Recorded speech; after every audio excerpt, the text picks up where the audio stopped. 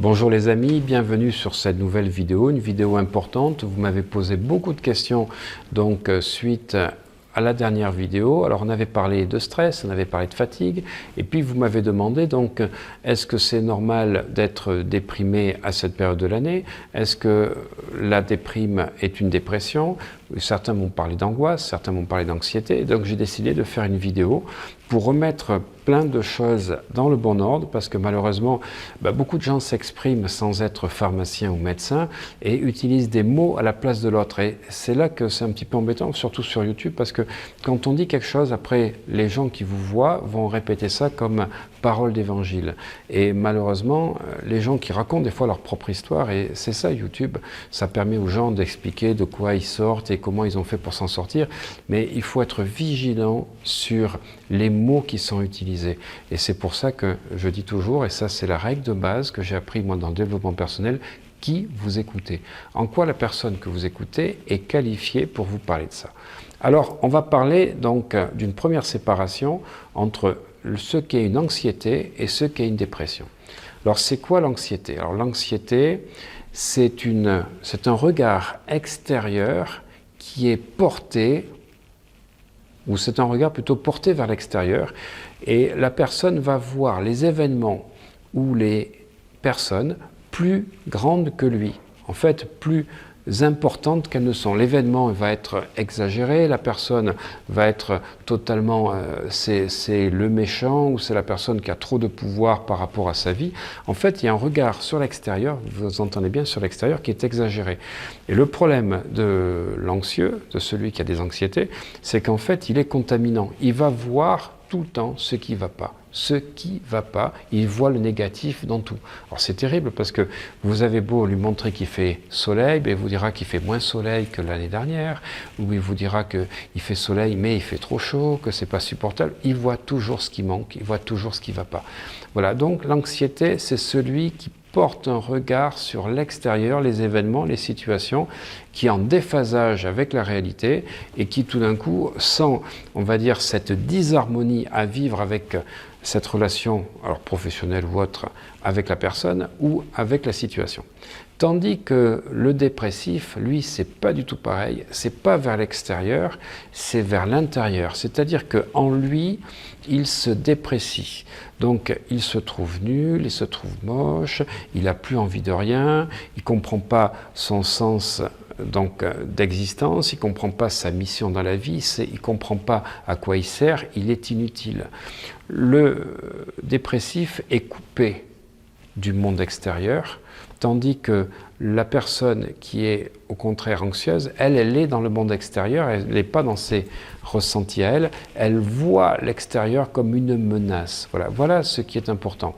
Alors, ce qui est important, c'est que déjà, la personne qui est anxieuse ou qui est angoissée, on en parlera aussi, la différence entre anxiété et angoisse, aurait besoin de GABA, donc un acide aminé essentiel, donc un neurotransmetteur qui permet, c'est un neurotransmetteur plus exactement, qui permet, si vous voulez, de réduire l'anxiété, de réduire la vitesse, on va dire, de penser et de vous sentir bien. Et le GABA, c'est le mode d'action qu'utilisent les anxiolytiques comme le Lysanxia ou le Lexomil qui agissent sur les récepteurs GABA. Donc dès que vous avez des anxiétés, le GABA va vous permettre de pouvoir mieux, on va dire, gérer les situations.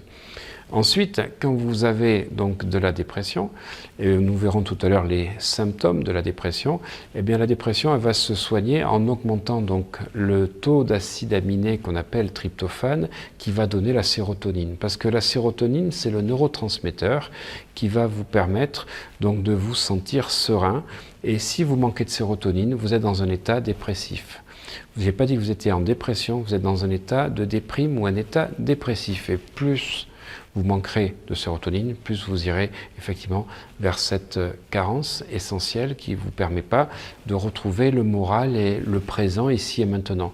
Or, si vous voulez, le principal médicament qu'on utilisait jusqu'à présent, le Prozac, qui contient une molécule qui s'appelle la fluoxétine, agit sur la recapture de la sérotonine pour lui permettre d'être en plus grande quantité dans le cerveau.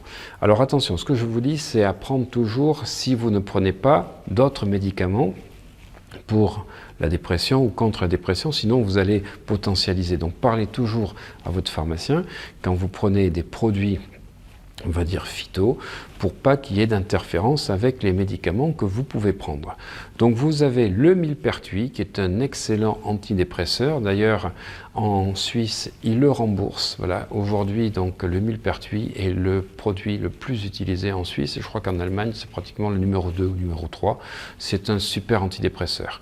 Vous avez aussi le Griffonia. Le Griffonia qui permet d'augmenter la synthèse de HTP, 5-HTP, et puis vous avez donc le tryptophane que vous pouvez prendre, mais toujours sans surpotentialiser avec la prise d'autres médicaments liés à la dépression. Voilà, ça c'est important. Donc pour parler de la dépression, et là je dis toujours quand les gens me disent je suis dépressif, est-ce que vous êtes médecin? Ben non. Donc est-ce que vous savez si vous êtes dépressif? Ben non. Vous ne savez pas qui a posé le diagnostic. Parce que chaque fois que vous posez un diagnostic, vous posez une cristallisation de symptômes. Donc attention aux personnes qui ont tendance, lorsqu'ils ne sont pas médecins, pharmaciens ou dans le domaine médical, à poser des jugements, à dire des choses, parce qu'en fait, ils créent le problème. Voilà. Et chaque fois que vous avez, vous, donc, une catégorisation de choses, ben, vous allez vivre ce type de comportement. Alors, la dépression va se caractériser entre autres, il y a 8 paramètres essentiels, mais d'abord, c'est un problème donc, de fatigue, une fatigue récurrente. Deuxièmement, il va y avoir un problème de sommeil, et c'est logique puisque la mélatonine qui règle l'alternance veille-sommeil est le produit donc, de la transformation de la sérotonine. Donc si vous manquez de sérotonine, vous êtes déjà dans un état un peu dépressif, mais forcément vous n'aurez pas la quantité de mélatonine. Donc fatigue, insomnie, difficulté à s'endormir ou réveil nocturne. Ensuite, voir toute la vie en noir, broyer du noir. Quatrièmement, la tristesse, voilà, tristesse. Cinquièmement, état de dépréciation. Donc on est dans une dépréciation absolue. Sixièmement, on est dans une mésestime de soi. On se sent inutile à la société et aux autres. Et en même temps, donc, de donner aucun sens à sa vie. On reste bloqué dans le passé, on n'arrive pas à se projeter sur l'avenir, on n'arrive pas à futuriser. Voilà ce qui va caractériser une dépression. Alors je ne vais pas rentrer dans différents types de dépression, parce que là, ça serait un peu compliqué. Il ne faut pas que vous fassiez d'erreurs diagnostiques. Là, c'est un professionnel qui pourra vous aider. Donc, vous avez des dépressions anxiogènes, trop d'anxiété, justement, on en parlait tout à l'heure. Donc, trop de regard vers l'extérieur, puisque l'anxiété, c'est une problématique liée à l'extérieur, peut vous créer un état dépressif ou une situation que vous avez perdue, que vous n'avez plus, vous créez après un état dépressif. Donc, là, on est dans une dépression réactionnelle. Donc, on a plusieurs types de dépression, la dépression endogène, dépression exogène, je ne vais pas rentrer dans le détail. Nous allons plutôt voir maintenant la différence entre anxiété et angoisse. Voilà, alors la différence entre anxiété et angoisse. Alors l'anxiété, ça peut être, on va dire, quelque chose lié à un événement qui se prépare, un examen, un rendez-vous crucial, donc il y a une attente et ça crée une anxiété un petit peu logique. Je vous ai parlé tout à l'heure du GABA. Mais si ça se prolonge, là, on commence à rentrer dans des états d'inquiétude donc exagérés qui peuvent aller vers des angoisses. Et si l'anxiété est vraiment donc là aiguë, très aiguë, on rentre dans une crise d'angoisse. Voilà. L'angoisse, c'est l'anxiété, on va dire, portée à un niveau paroxystique. L'anxiété, c'est plus un terrain de fond.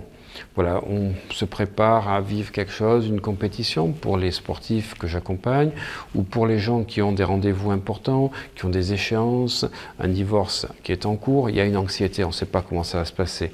Mais quand ça devient donc une crise de panique, quand ça devient angoissant, qu'on devient irascible, on s'énerve, on rentre en colère, on a des réactions comportementales qui ne sont plus les mêmes, là on rentre dans l'angoisse. Là effectivement l'angoisse, ça n'a rien à voir avec l'anxiété, on est dans du réactionnel. Voilà. Et ça, ben, effectivement, comme je vous en parlais, le GABA permet déjà de réguler ce terrain de fond. Et puis surtout, on va faire un travail, alors soit avec de l'EFT, vous connaissez donc les vidéos que j'ai pu mettre déjà sur l'EFT, ou grâce à l'hypnose qui va permettre d'avoir un accompagnement, réguler le subconscient et modifier la charge émotionnelle qui provoquait donc cette, on va dire, cette hypertrophie de la situation. Voilà, je vous remercie de votre écoute et je vous dis à très bientôt pour de prochaines vidéos.